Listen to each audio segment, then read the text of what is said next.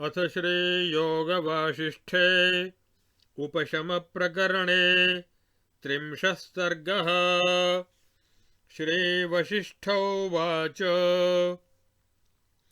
अथेमं परमं राम विज्ञानाभिगमे क्रमं शृणु दैत्येश्वरः सिद्धः प्रह्लादः स्वात्मना यथा। आसीत् पातालकुहरे विद्रावितसुरासुरः हिरण्यकशिपुर्नाम नारायणपराक्रमः। आक्रान्तभुवनाभोगः स जहार हरेर्जगत् षट्पदस्य बृहत्पत्रम् राजहंस इवाम्बुजम्।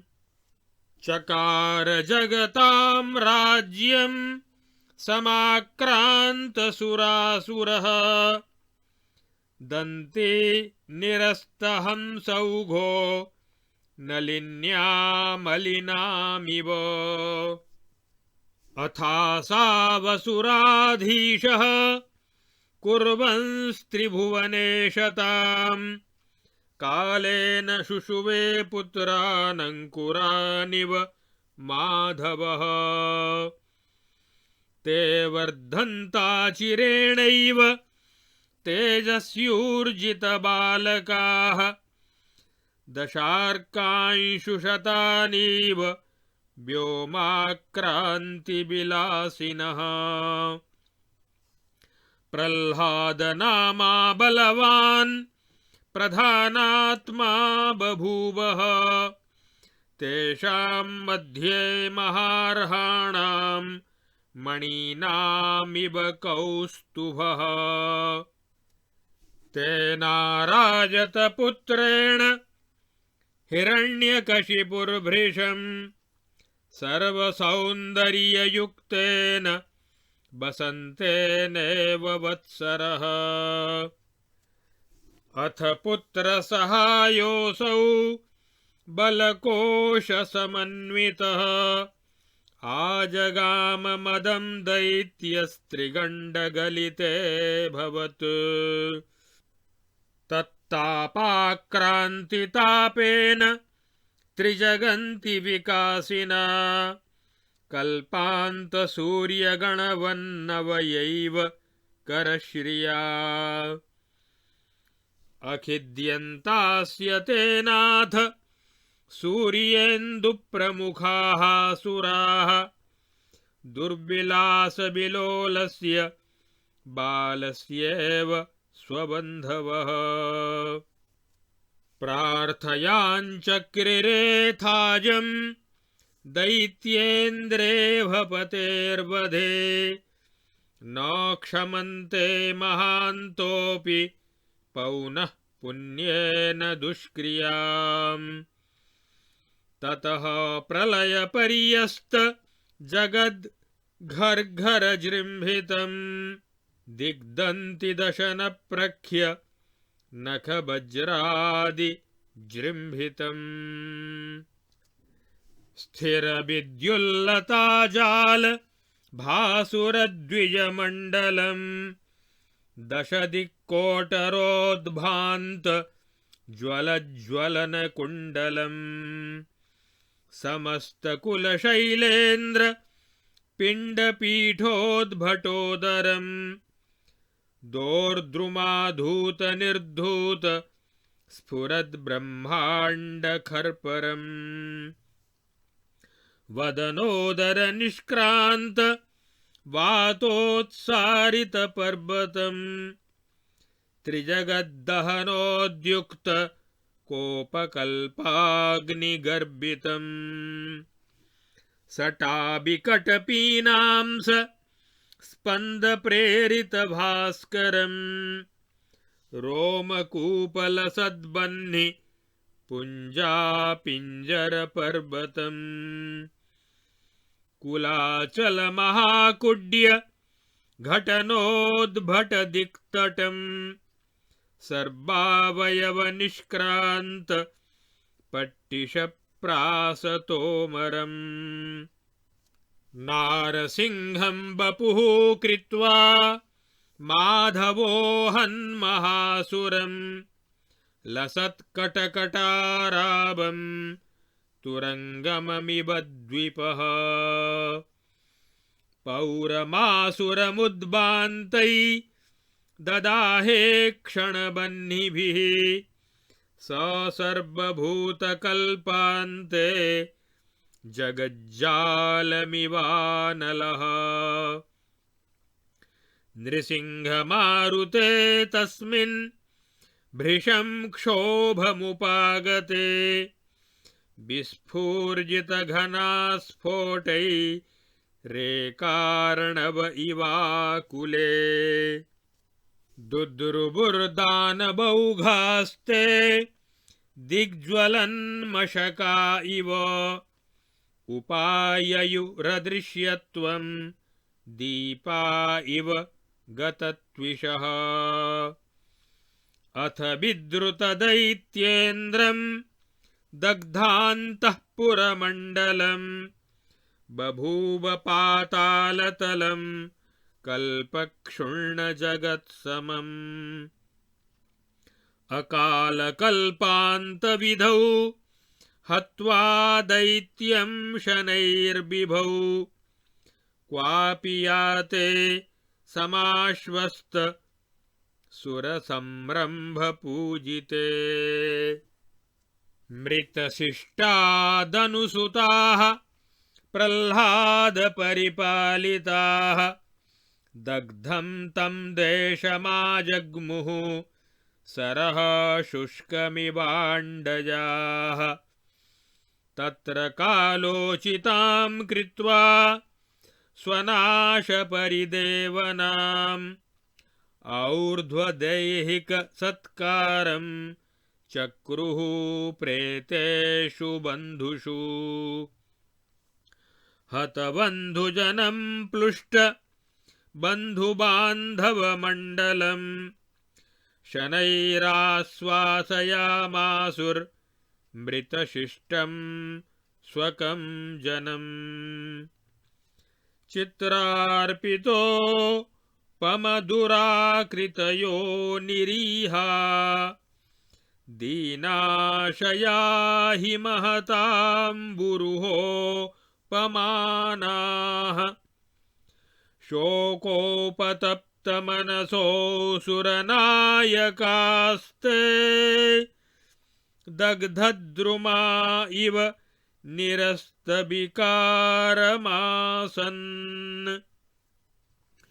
इत्यार्षे श्रीवासिष्ठमहारामायणे वाल्मीकीये मोक्षोपायेषु उपशमप्रकरणे प्रह्लादविश्रान्तौ हिरण्यकशिपुवधो नाम 30 सर्गः।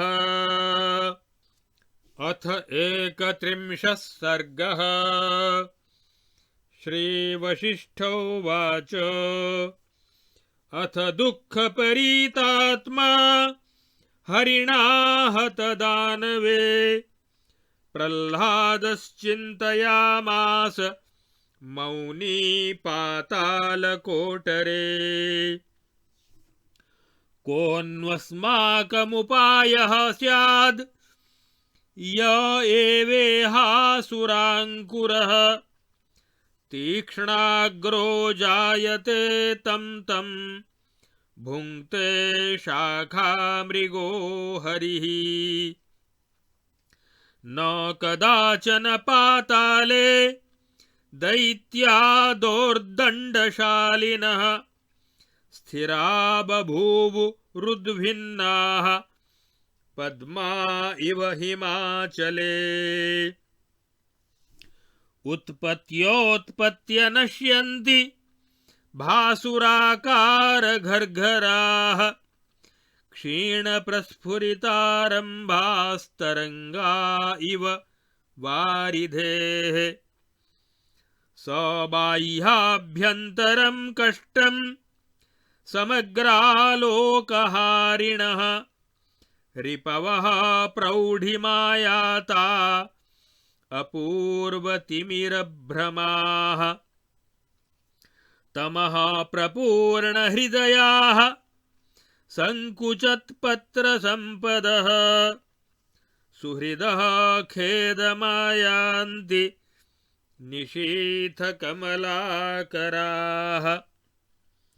तातस्य मलिनैर्नूनं पादपीठोपमर्दकैः सुरैर्विषय आक्रान्तो मृगैरिव महाबलम्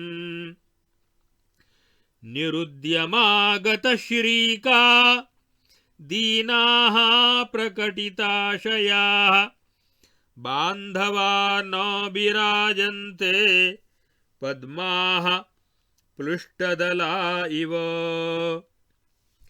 स्फुरन्त्यसुरवीराणां गृहेष्वविरतानिलैः धूसरा भस्मनीहारा धूपधूमभरा इव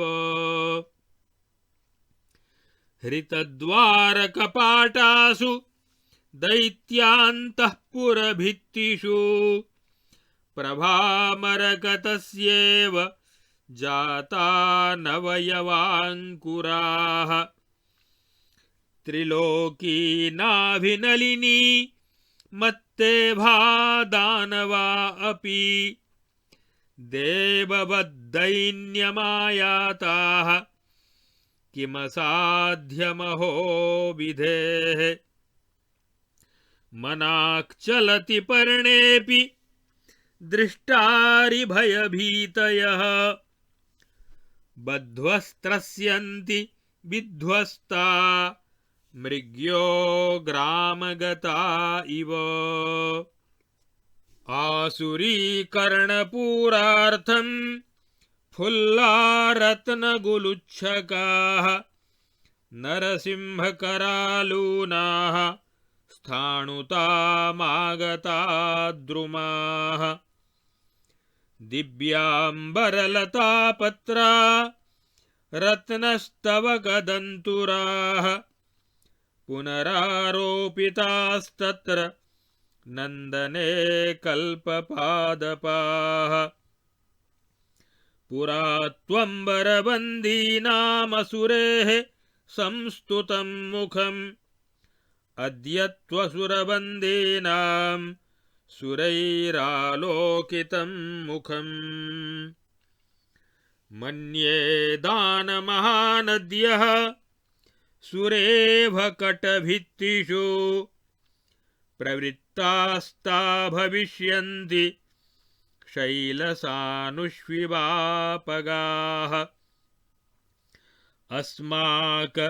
अस्माकमिभगण्डेषु दानदाह विभूतयः लसन्ति मरुखण्डेषु संशुष्केष्विव धूलयः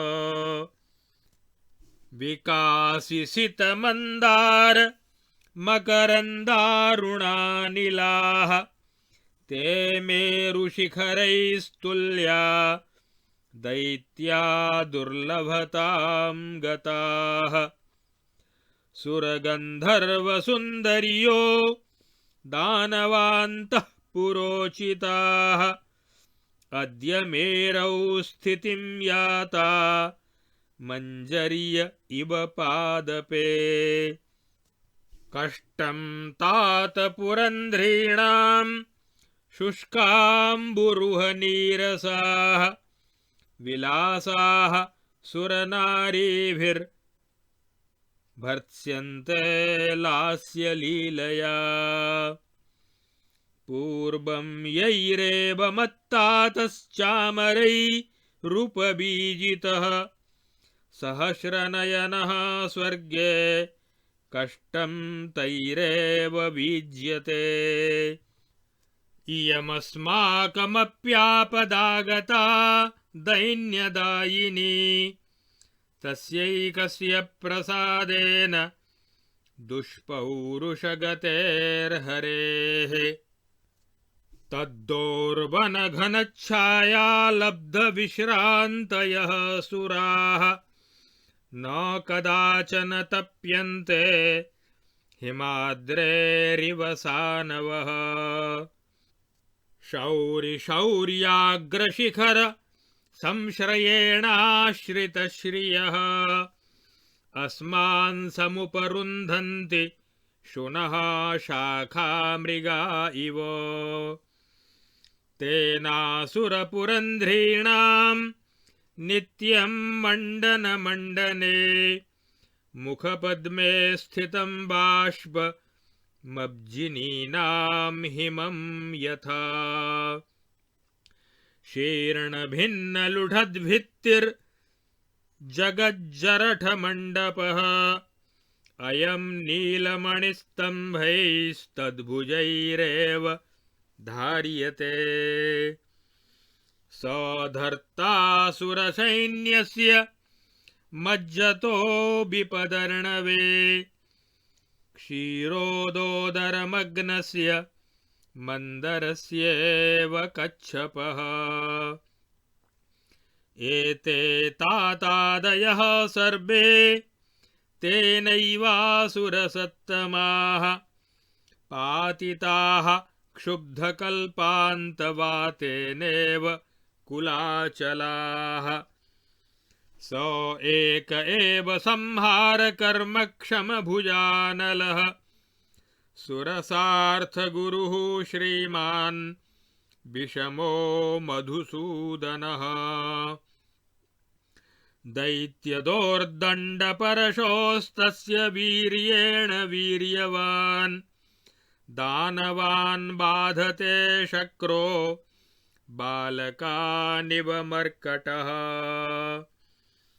दुर्जयः पुण्डरीकाक्षः प्रविमुक्तायुधोऽपि सन् नासौ शस्त्रास्त्रविच्छेदैर्वज्रसारो विदीर्यते अभ्यस्ता बहवस्तेन मिथः प्रेरितपर्वताः भीमाः समरसंरम्भाः सममस्मत्पितामहः तासु तास्वतिघोरासु विततास्वतिराजिषु यो न भीत इदानीं स भयमेष्यति का कथा उपायमेकमेवेमं हरेराक्रमणे स्फुटं मन्ये तद्व्यतिरेकेण विद्यते न प्रतिक्रिया सर्वात्मना सर्वधिया सर्वसंरम्भ रंहसा स एव शरणं देवो गतिरस्तीह नान्यथा न तस्मादधिकः कश्चिद् अस्ति लोकत्रयान्तरे प्रलयस्थितिसर्गाणां हरिः कारणतां गतः अस्मान्निमेषादारभ्य नारायणमजं सदा सम्प्रपन्नोऽस्मि सर्वत्र नारायणमयो ह्यहम् नमो नारायणायेति मन्त्रः सर्वार्थसाधकः नापैति मम हृत्कोशादाकाशादिव मारुतः हरिराशा हरिर्व्योम हरिरुर्वी हरिर्जगत् अहं हरिरमेयात्मा जातो विष्णुमयो ह्यहम् अविष्णुः पूजयन् विष्णुं न पूजाफलभाग् भवेत् विष्णुर्भूत्वा यजेद् विष्णुमयं विष्णुरहं स्थितः हरिः प्रह्लादनामायो मत्तो नान्यो हरिः पृथक् इति निश्चयवानन्तर्व्यापकोऽहं च सर्वतः अनन्तमिदमाकाशमापूर्य विनतासुतः कनकाङ्गो ममाङ्गानामयमासनतां गतः करशाखैकविश्रान्त सर्वहेति विहङ्गमाः नखांशुमञ्जरीकीर्णा महामरकतद्रुमाः इमे ते मृदुमन्दार दामदिग्धांशमण्डलाः मन्दराघृष्टकेयूराश्चत्वारो मम बाहवः चलच्छशिकलापूरचारुचामरधारिणी इयं मे पार्श्वगा लक्ष्मीः क्षीरोदकुहरोत्थिता हेलाविलुब्धभुवना त्रैलोक्यतरुमञ्जरी इयं मे पार्श्वगा कीर्तिरचलामलभासिनी अनारतजगज्जालनवनिर्माणकारिणी इयं मे पार्श्वगा माया स्वेन्द्रजालविलासिनी इयं सा हेलयाक्रान्तत्रैलोक्यतरुखण्डिका जया स्फुरति मे पार्श्वे लता कल्पतरोरिव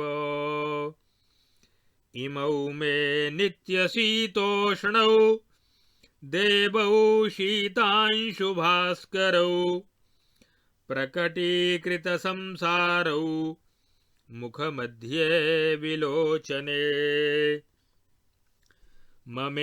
ममेयमुत्पलश्यामा पीनाम्भोधरसुन्दरी श्यामीकृतककुब्चक्रा देहदीप्तिर्विसर्पिणी अयं मम करे शङ्खः पाञ्चजन्यः स्फुरध्वनिः मूर्तं खमिव शब्दात्मा क्षीरोद इव संस्थितः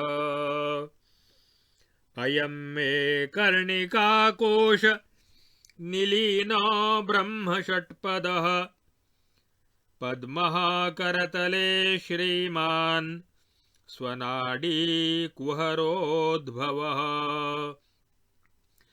इयं मे रत्नचित्राङ्गी सुमेरुशिखरोपमा हेमाङ्गदा गदा गुर्बी दैत्यदानवमर्दिनी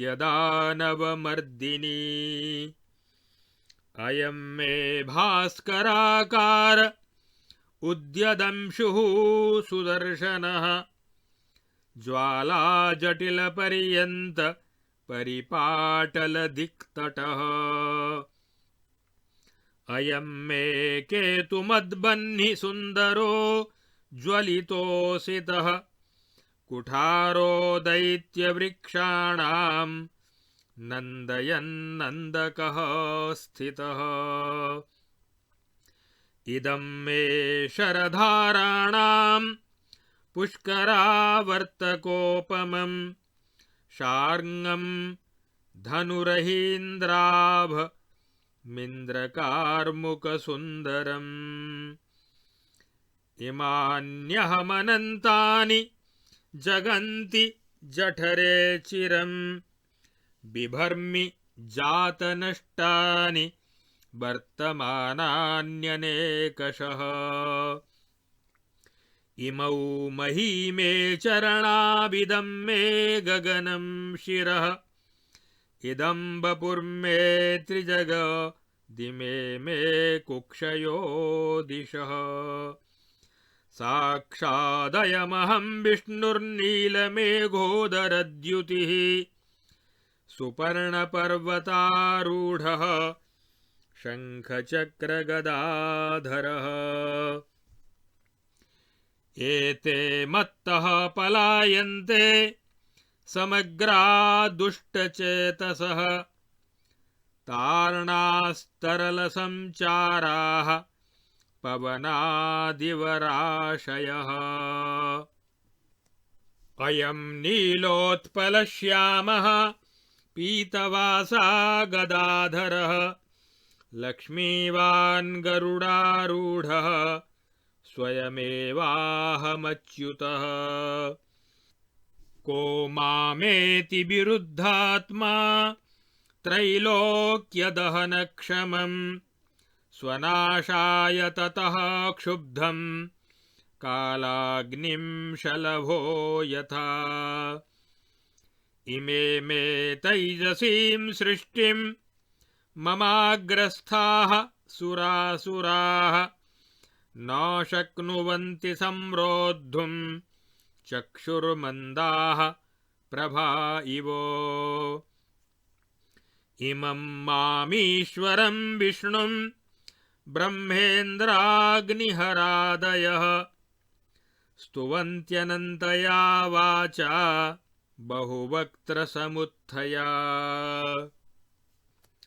अयं विजृम्भितैश्वर्यो जातोऽहमजिताकृतिः सर्वद्वन्द्वपदातीतो महिम्ना परमेण हि त्रिभुवनभवनोदरैकमूर्ति प्रसभविभिन्नसमस्तदुष्टसत्त्वम् घनगिरितृणकाननान्तरस्थं सकलभयापहरं वपुः प्रणौमि। इत्यार्षे श्रीवासिष्ठमहारामायणे वाल्मीकीये देवदूतोक्तमोक्षोपायेषु उपशमप्रकरणे प्रह्लादनिर्वाणे नारायणीकरणं नामैकत्रिंशः सर्गः। अब श्री योग वासिष्ठ के उपशम प्रकरण के 30वें और 31वें सर्ग में प्रह्लाद के उपाख्यान का वर्णन किया गया है। भगवान नृसिंह की क्रोधाग्नि से हिरण्यकशिपु आदि दैत्यों का संहार तथा प्रह्लाद का विचार द्वारा अपने आप को भगवान विष्णु से अभिन्न अनुभव करना, प्रह्लाद का नारायणीकरण, इसका विस्तृत वर्णन इन 2 सर्गों में किया गया है। श्री वशिष्ठ जी कहते हैं, हे श्री राम, जैसे दैत्यराज प्रह्लाद अपने आप सिद्ध हो गए थे, ज्ञान प्राप्ति के उस उत्तम क्रम का मैं वर्णन करता हूँ, सावधान होकर सुनो। पाताल लोक में हिरण्यकशिपु नाम से प्रसिद्ध एक दैत्य था, जिसका पराक्रम भगवान नारायण के समान था। उसने युद्धभूमि में देवताओं और असुरों को भी मार भगाया था। उसने समस्त भुवनों पर आक्रमण किया और इंद्र के हाथ से त्रिलोकी का राज्य छीन लिया। वह देवताओं और असुरों को परास्त करके तीनों लोकों का राज्य करने लगा। त्रिभुवन के साम्राज्य पर शासन करते हुए उस असुर राज ने यथा समय बहुत से पुत्र उत्पन्न किए।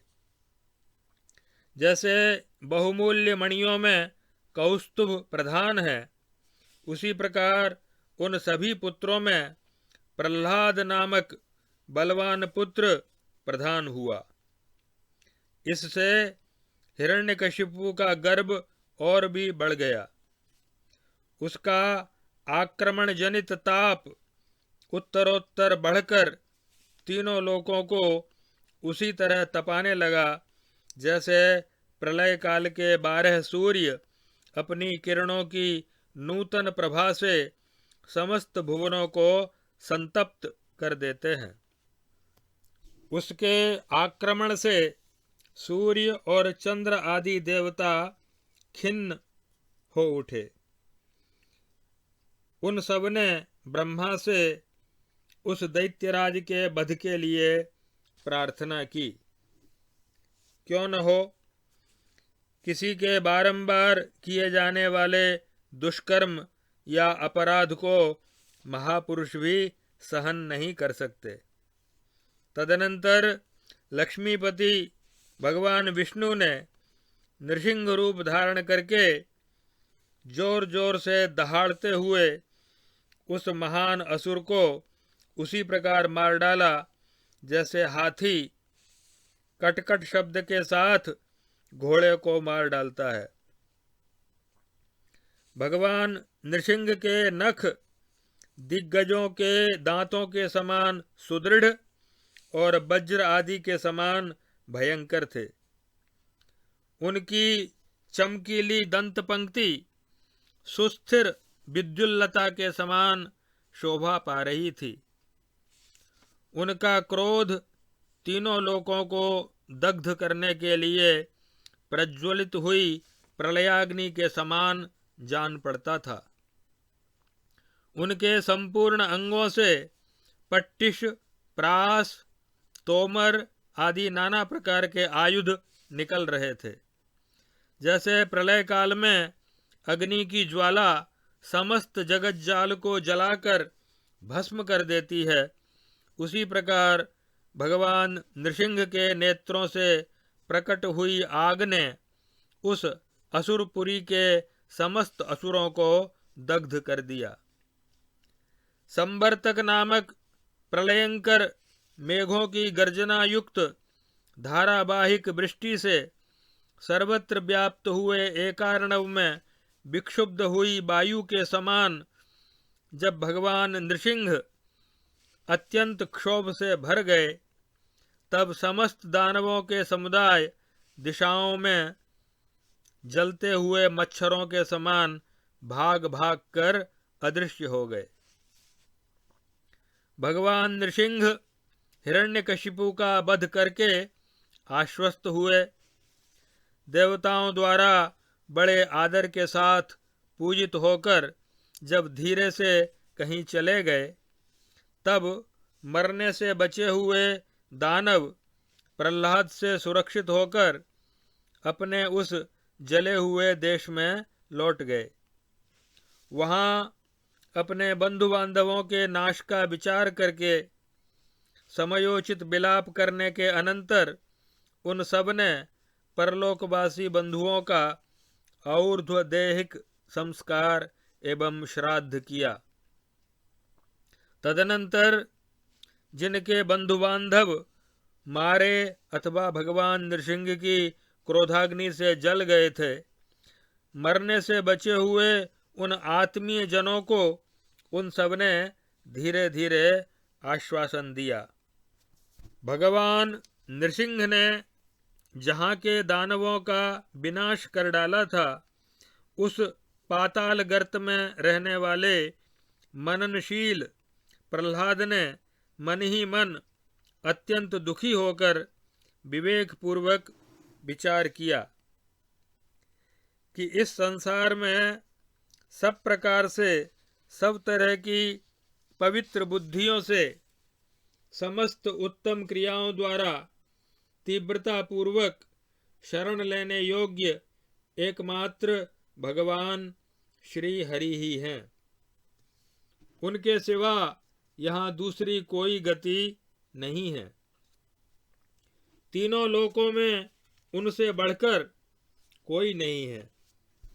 सृष्टि, पालन और संहार के एकमात्र कारण श्री हरि ही हैं।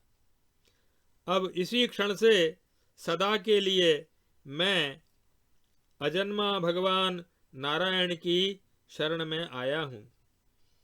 जैसे वायु आकाश से अलग नहीं होती, उसी प्रकार संपूर्ण मनोरथों का साधक नमो नारायणाय यह मंत्र मेरे हृदय कोश से दूर नहीं होता।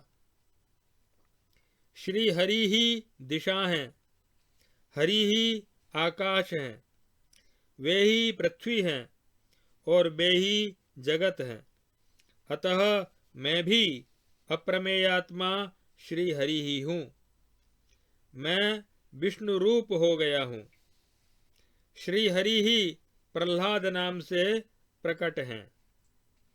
मुझ आत्मा से श्री हरि भिन्न नहीं है। मेरे अंतःकरण में यह दृढ़ निश्चय हो गया है। अतएव मैं सर्वव्यापी हरि ही हूँ। जिनकी हाथ रूपी शाखाओं पर चक्र, गदा और खड्ग आदि अस्त्र रूपी पक्षी सदा विश्राम करते हैं, जो नख किरणमयी मंजरियों से व्याप्त हैं, जिनके कंधे कोमल कोमल मंदार पुष्प की मालाओं से अलंकृत हैं, वे महान मरकत मणिमय वृक्षों के समान ये मेरी 4 भुजाएं सुशोभित हो रही हैं, जिनके बाजूबंद समुद्र मंथन के समय मंदराचल की रगड़ से घिस गए थे। ये सदा क्रमशः शीतल तथा उष्ण रहने वाले 2 देवता चंद्रमा और सूर्य, जिन्होंने संसार को प्रकाशित किया है, मेरे मुखमंडल के 2 नेत्र हैं।